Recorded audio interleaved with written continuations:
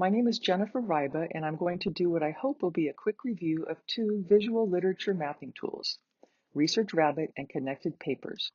Locating pertinent scholarly research is generally a time-intensive process and often requires searching multiple databases. Generally, once a researcher finds one or more suitable articles, they will check the reference list to find related papers. Several subscription databases allow the user to see citations and references for each item in the search results without downloading the actual articles, which does speed up the process a bit. However, these databases often present thousands of results which must be perused, and this can be a daunting task. There are an increasing number of AI tools available to assist in this process, such as visual literature mapping and recommendation tools. ResearchRabbit and ConnectedPapers are two such tools and allow the user to create a map showing relationships between papers as well as between authors. I chose to compare ResearchRabbit and ConnectedPapers with two goals in mind. One, to determine whether it makes sense to utilize visual literature mapping tools for research, and two, to determine whether it makes sense for academic librarians to recommend one or both to assist students in their research. In this presentation, I will consider similarities as well as differences between the two tools, and then we'll walk you through a comparable search on each to explore their relative strengths and weaknesses. ResearchRabbit and ConnectedPapers have a lot in common. Both tools are web-based and can be accessed from any location with an internet connection. In addition, both can be used on mobile devices. Both are powered by Semantic Scholar and use a combination of citation analysis and proprietary algorithms to discover papers. Neither is particularly forthcoming about how those algorithms work. Based on my understanding of each tool, I believe that they are neural networks using doc-to-vec algorithms, like the one utilized by Hamlet as discussed by Yelton. The doc-to-vec algorithm estimates the similarity in meaning between different documents. The maps, or graphs, generated by each use color coding, lines and arrows, and node sizing to illustrate relationships between papers. I'll discuss this further down the line. Both give the user several options for loading or finding seed papers to start their discovery process. This includes searching on title, keywords, DOI, or other identifiers. ResearchRabbit allows the user to seed their search with multiple papers, while ConnectedPapers only allows one to start. Both allow the users to track links between previous and subsequent papers, although the process is a bit different in each. Through their algorithms, both tools discover similar or related works even when there are no direct citation links. Both have access to numerous databases with access to millions of papers. After locating the most promising papers, ResearchRabbit initially loads up to 100 and ConnectedPapers up to 50 at a time. This helps to avoid information overload. Both allow users to download PDFs of articles when available. However, neither searches behind paywalls, which limits the availability of full text, but that's not unusual.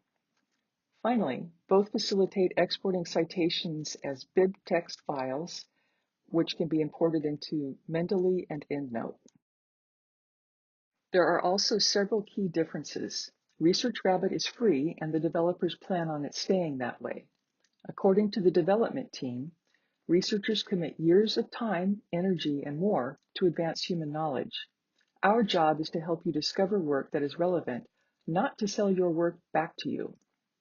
ConnectedPapers is free to a very limited extent. Without creating an account, a user may create 2 graphs each month.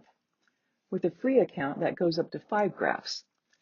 To be able to create unlimited graphs, the user needs to subscribe at $5 a month per academic license and $17 a month per business license. I ended up subscribing for a year in order to complete this assignment. While the pricing is shown per month, the default payment option is annual with a quarterly option.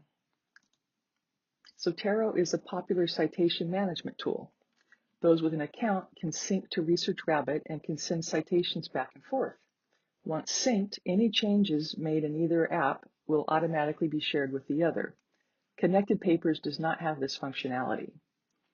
ResearchRabbit also allows users to explore author networks so they can see who collaborates with whom. Again, this is beyond ConnectedPapers' scope. On the other hand, ConnectedPapers allow users to save their graph history so they can refer back to stored graphs. ResearchRabbit allows users to organize papers into thematic collections and categories, share and collaborate with colleagues, and it can send alerts when new research is published. ConnectedPaper doesn't allow any of these. Finally, ResearchRabbit provides documentation for the app, including extensive FAQs, a set of community videos on YouTube, and an introductory tour. I found ConnectedPapers' lack of documentation quite frustrating. Within the graph panel, there is a help button that reveals a brief legend for the graph, as well as a link to the About page. I did, however, find several helpful videos on YouTube which explored the app. Let's look at ResearchRabbit, found at ResearchRabbit AI. You'll need to create a free account to access the tool. As you can see, I've been experimenting and already have created several collections. You'll find 3 help options to the right. I found the FAQs to be the most helpful. To get started, you need to create a new collection. Collections are used as folders to store related articles. You can create as many as you like, organized by category, and ResearchRabbit will automatically save them. The more targeted your collections, the more targeted ResearchRabbit's results. The next step is to add at least one paper to the collection. Here you can see the various ways you can do so. I've already located and copied the DOI for a paper I know both tools can find to simplify comparisons. Reading down the new panel provides ample information. Explore Works reveals counts for similar works, references, and citations. Explore People shows that this paper has 2 authors. Linked content may include a variety of documents, such as gray literature. You can export citations in several formats, share the collection with colleagues, or the world if you like, as well as set up an alert to notify you of new papers. Clicking on Similar Works expands the record for the selected paper. This also adds another panel with a results list and a graph showing the connections between the most similar papers. You can resort the results list in several ways. The default is relevance, and the others are self-explanatory. They all seem to be useful, especially the number of citations and recency. The timeline button shows the chronology of the collection. In this case, this view also highlights a glitch. ResearchRabbit doesn't seem to know when the Boyack article was published, which according to the publisher's record was in 2010. The green arrows show the relationship between similar works and the seed paper, with arrows pointing away from the Boyack article indicating references, and those pointing toward it citations. If not for the date glitch, all of the references would be level with or below the original article on the timeline. ResearchRabbit's graphs are interactive, so you can click on a node and move it around to make it easier to see relationships. Blue nodes are papers not in the collection. Darker blues represent the most recent papers. Also, the larger the node, the closer the relationship to the original paper. Selecting a paper from the graph opens a pair of new panels related to that paper. I've added this one by Bram to the citation analysis collection, which will then result in combined metrics appearing. Panels remain on the screen, with new ones being added to the right. Deselecting a paper removes the panels specific to it. I've added the Bram paper to my other collections. Papers can be added to multiple collections to sort them and to add tags to the records. The number of similar works now reflects multiple papers, while earlier and later works need to be common to all papers in the collection to be graphed. Here you can see the green nodes are for collected papers. We should have seen this earlier in the Boyack article. However, the date glitch caused that node to appear mostly black. Taking a look inside the information-seeking collection, let's graph the Marcia Bates paper. Clicking on all references shows the Bates article in the middle of a set of references for this article. The Bram article is still in the collection, but its position on the graph indicates no connection with any of the other papers. Clicking on Published Work shows the 91 papers that Bates authored or co-authored. Many of them appear to be related in some way, but many others seem to be unrelated to any other papers. The Brand paper is still isolated. The Collaborators button shows the 92 other authors with whom Bates has worked as red nodes. The heavy lines indicate stronger relationships. I noticed a couple of other glitches in the AI in Libraries collection. In both cases, the records show duplicate authors. In one case, Martin Zeilinger appears to be two different people, one of whom publishes much more prodigiously than the other.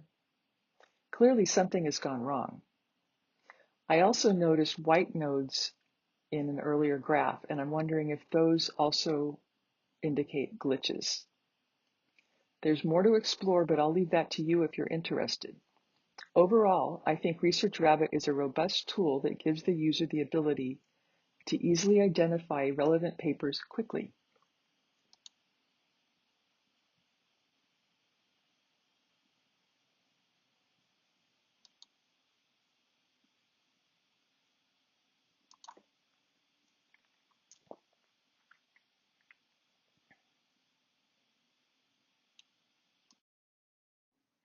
Now let's look at ConnectedPapers, which is a simpler yet still powerful app.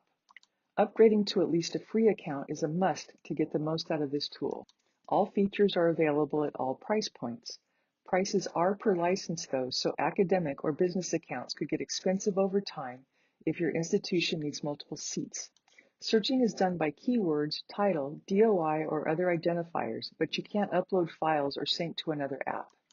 Here's the same URL that I used in ResearchRabbit. The results view splits into three panels: results list, graph, and details of the selected paper. The list panel shows titles, authors, and the publication year. It lets you search among the papers as well as expand the panel for more details on each. The expanded view reveals number of citations and references and degree of similarity to the original paper. It also allows for sorting by any of these. From here, you can also download the results list as a bibtext file. I see the original paper is listed twice, which may be a glitch. The Help button at the bottom of the graph panel opens a legend for the graph. Each node represents a paper that is related somehow to the seed paper. The nodes are arranged according to their similarity. ConnectedPapers uses a similarity matrix based in part on bibliographic coupling or overlapping citations. More overlap increases the likelihood that the papers cover similar subject matter. As with ResearchRabbit, the size and color of each node are indicative of the number of citations and publishing year. Larger nodes have received more citations, and the darker green the node appears, the more recently the paper was published. There's also an age range indicator at the bottom of the panel, which in this case shows that these articles were all published between 1963 and 2017. Finally, the strength of each connecting line indicates the level of similarity between two papers. Similar papers are also clustered more tightly together. While you can't rearrange the graph like you can in ResearchRabbit, the scroll wheel on your mouse can be used to enlarge or reduce its size. Unlike ResearchRabbit, you can simply hover over each node to reveal details in the right panel. The paper's record also lights up a bit in the left panel. This graph shows several clusters and a few outliers. Interestingly, I don't find the Bram article, which was the one most closely related to the Boyack paper according to ResearchRabbit. I'm not sure if this is another glitch or simply reflects algorithm differences. The detail panel on the right shows title, authors, publication year, and journal, as well as the number of citations.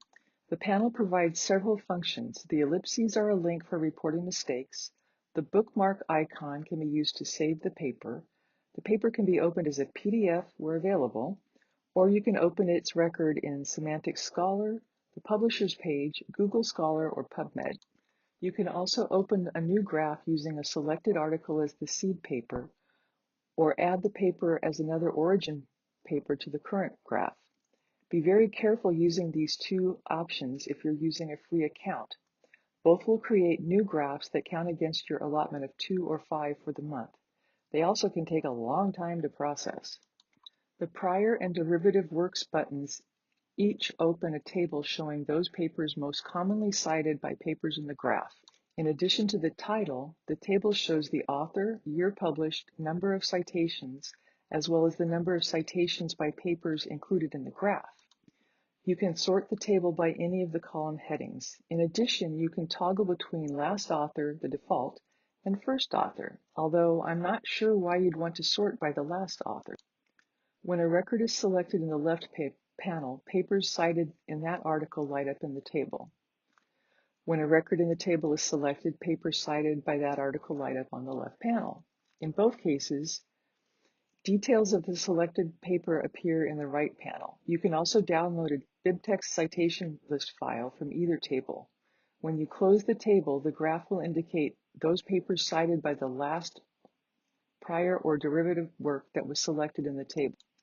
Graphs are named based on the seed paper, and the name persists near the top left of the screen while you're working on the panel. With an account, ConnectedPapers automatically saves your graphs. Thus, when you open the graph history from within your account drop-down menu, a graph history table appears. You can download the graph history as a BibTeX file and sort the table by any of the column headers. The right panel shows details of each graph, and clicking on the title will open the record in Semantic Scholar. Clicking on the ConnectedPapers icon reopens the graph. Fortunately, I don't believe this creates a new graph. ConnectedPapers is also a worthwhile tool, especially if you need a high-level view of a scientific field. Yes, it definitely makes sense to use virtual literature mapping tools for research, but you must choose the right tool. While neither of these apps is likely to completely replace subscription databases, these tools do have their place in academic libraries. When comparing ResearchRabbit and ConnectedPapers, it's important to keep their unique features in mind. ResearchRabbit will be the most useful for researchers who are working on a specific subject and need a tool to help them quickly discover many relevant articles. ConnectedPapers is better suited for researchers trying to develop a high-level view of a particular field, as it can help them find seminal papers and understand connections between them. This potentially includes papers published in different fields which could otherwise be overlooked. The user-friendliness of the interface is also important. ResearchRabbit is more complicated, but both have fairly gentle learning curves. You'll need an account to effectively use either tool. If money is dear and your library will need multiple licenses, you may not want to subscribe to ConnectedPapers. However, since the tool is web-based, you aren't likely to need too many licenses, as your students should each have their own. Unless they are doing long-term heavy research, they can probably get by with a free account if they're careful. Here's where a LibGuide or other research guide could come in handy. I found a few glitches in both tools and noticed that for the articles I checked, citation and reference counts didn't match between apps nor with the records on the publisher's site. Students should be warned of the possibility of errors and be instructed on ways to verify details before relying on the output of either app for their research product. Both sets of developers appreciate users alerting them to errors so that they can improve their AI. The bottom line is that both tools may be quite valuable to researchers, and librarians can be confident in recommending them to students with a few provisos.